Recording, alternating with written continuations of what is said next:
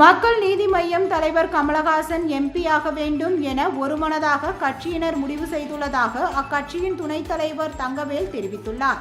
கோவையில் செய்தியாளர்களுக்கு பேட்டி அளித்த அவர், திமுக சார்பில் மாநிலங்களவை உறுப்பினராக மக்கள் நீதி மய்யம் தலைவர் கமலஹாசன் தேர்ந்தெடுக்கப்படுவார் என தகவல் வெளியான நிலையில் கோவையில் செய்தியாளர்களுக்கு பேட்டி அளித்த அக்கட்சியின் துணைத் தலைவர் தங்கவேல் இணை தெரிவித்தார்.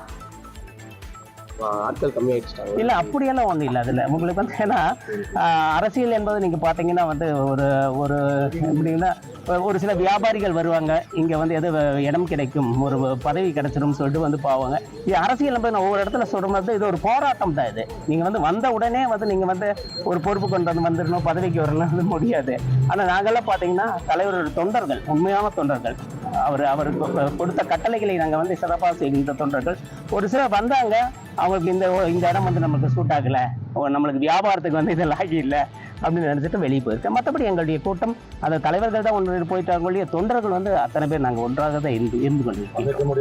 அசைக்க முடியாத கூட்டம் தான். நிச்சயம் அதை வந்து அடுத்த எலெக்ஷனில் நீங்கள் வந்து பார்ப்பீங்க, கண்டிப்பாக பார்ப்பீங்க.